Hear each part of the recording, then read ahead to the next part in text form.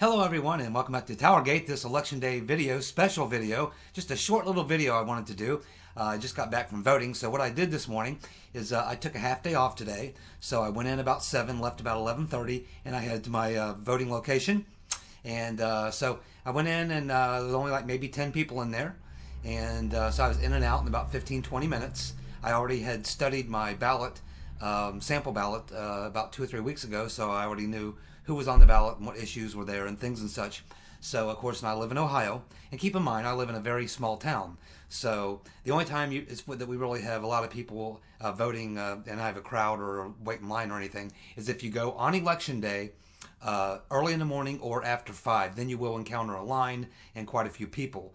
But for the most part, if you can get there around noon on election days, generally not too many people in there. So had a pretty good experience there.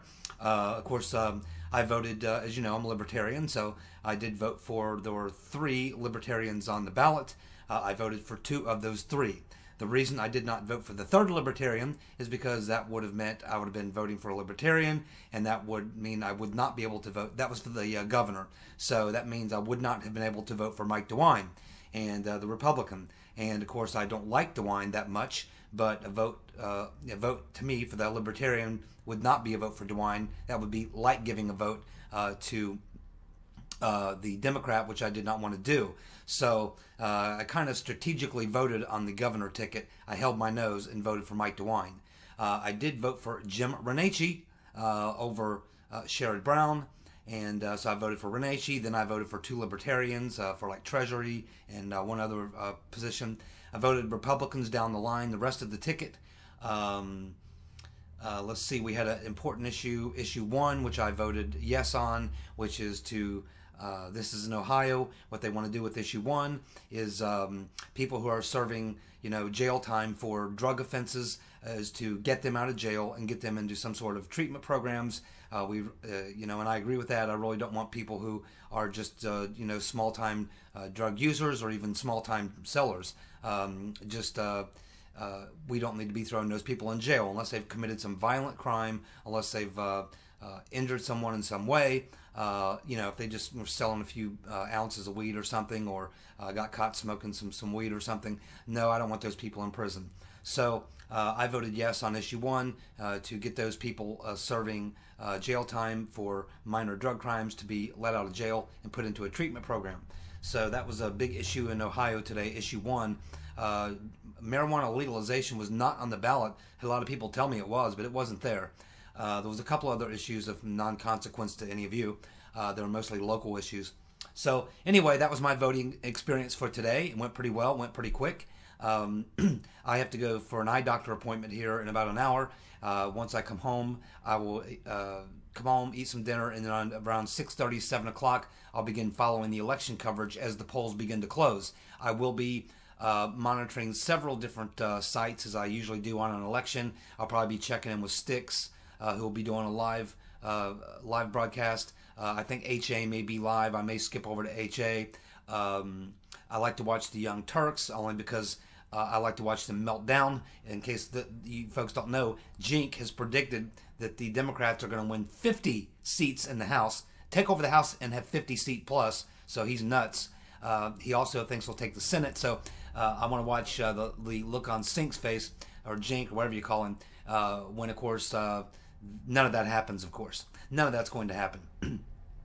And a lot of people talk about the Democrats are going to take these 23 seats. Well, they need to take more than 23 seats probably, because what you have to remember is we're talking about net. They need to take 23 net seats. That's assuming. So people say they only need to win 23 seats. No, they need to net 23 seats. You would be assuming that they're going to hold every Democratic seat. They're not going to. There's going to be some seats held by Democrats that they're going to lose to Republicans. And each one of those they lose, you can tack that on to the 23 that they need to win.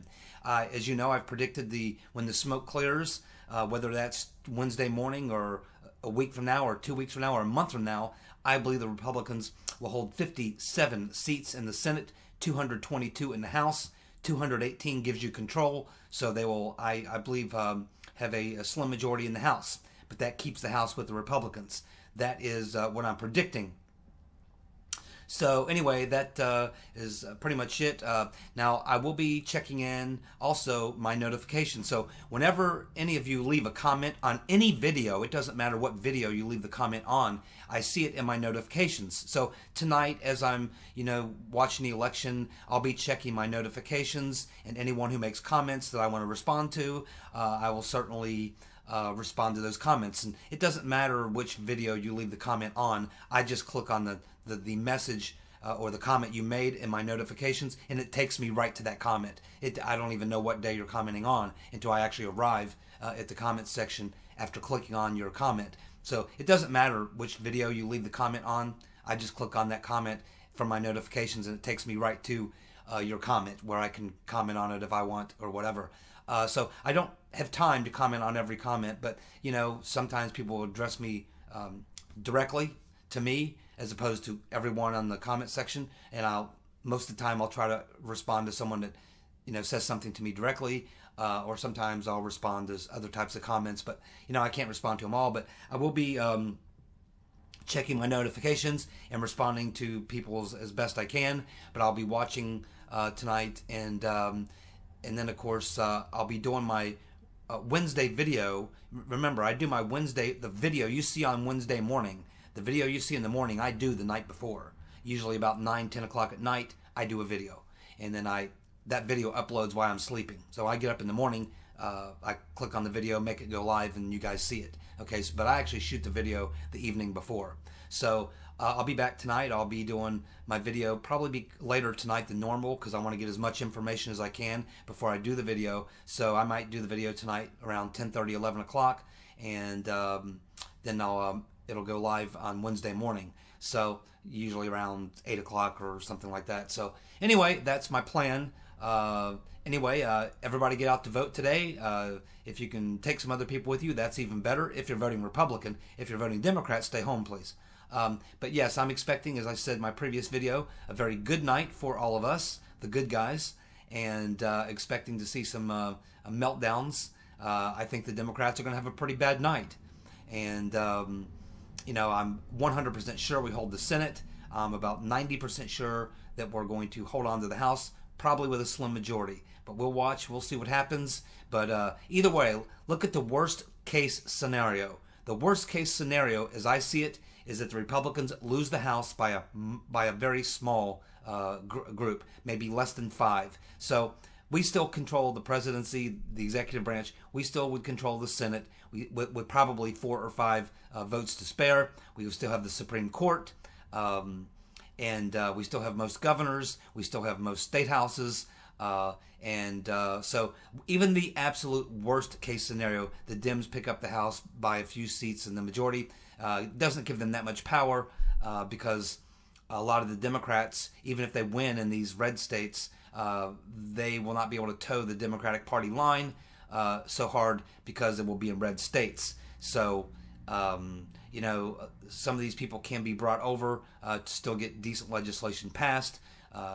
So I guess I don't see the worst case scenario as being something that we should all freak out if it happens, which is that the Democrats might take back the House.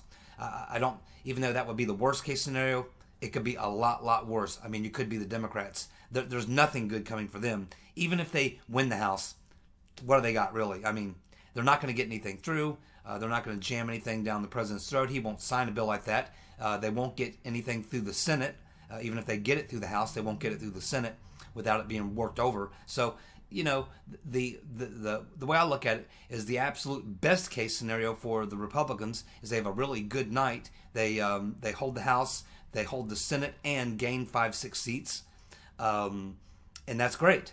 The worst case scenario for Republicans is they lose the seats the House by a slim majority, and that's something we can tolerate.